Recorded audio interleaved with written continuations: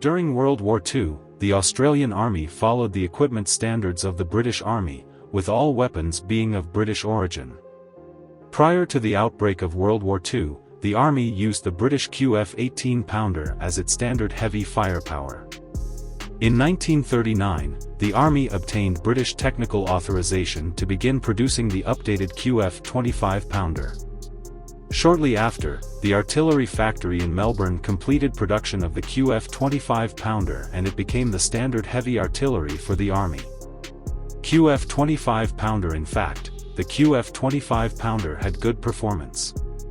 As a field howitzer with a practical caliber of 87.6 mm, over 10,000 of these howitzers were produced during World War II.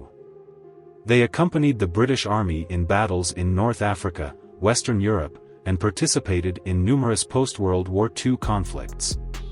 It weighed approximately 1.6 tons, had a maximum range of over 12 kilometers, and a firing rate of 5 to 8 rounds per minute, making it a very effective artillery piece given the technological conditions at the time. However, the 25-pounder was not suitable for the Australian Army at the time. One of the main battlefields for the Australian Army was in Southeast Asia, where the Army's equipment standards were not as advanced as the British. They lacked mobile equipment such as towing vehicles, and the poor road infrastructure and harsh natural environment in Southeast Asia made it a burden to transport a 1.6-ton howitzer.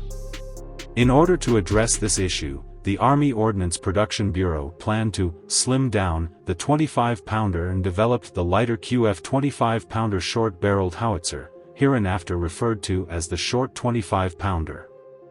However, there were disagreements over the classification of this artillery piece, as some believed it should actually be classified as a mountain gun. The short 25-pounder reduced the original 2.47-meter long barrel to 1.26 meters, and the recuperator was also reduced in size. The gun shield was removed, reducing the weight of the howitzer to 13-15 kilograms. The entire howitzer could be disassembled into 14 large components, with the recuperator/recoil mechanism and front gun mount being slightly heavier, while other components were relatively lightweight. After disassembly, the howitzer's components could be transported separately by jeep, or the components could be air-dropped in boxes, increasing its operational flexibility. However, the short barrel also meant a significant reduction in the firing performance of the howitzer. The firing arc of the howitzer remained unchanged, with a traverse of 4 degrees to the left and right of the centerline, and when using the base, it could be adjusted in the 360 degrees direction. The barrel elevation angle was only -5 degrees to 40 degrees, which was slightly lower than the maximum 45 degrees elevation angle of the original 25-pounder. The muzzle velocity of the short howitzer was also lower, at only 375 meters per second, with a maximum effective range of 9,300 meters.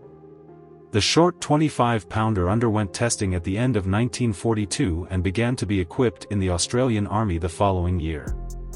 The Australian Army ordered 112 and 100, as well as a prototype. In the eyes of the authorities, the short 25-pounder was considered a success, as Australia's artillery industry was just getting started, and being able to independently survey and modify artillery was considered a success, providing training for enterprises and technical personnel. However, for the artillerymen, it was not necessarily a good thing.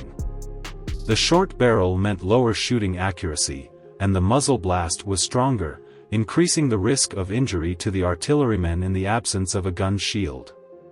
After battles, many artillerymen experienced nosebleeds, and some even suffered minor concussions from the blast. Despite this, these 200 or so howitzers accompanied the Australian Army through the end of World War II, and were even used as infantry guns for direct fire. In 1946, Australia transferred the short 25-pounder to the reserve, and the regular army resumed using the QF 25-pounder as the standard artillery piece. The British also took notice of the short 25-pounder and purchased an improved version, requesting the addition of a muzzle brake and improvements to the recuperator. However, this order was delayed until 1945, by which time the war had already ended, and thus was not completed.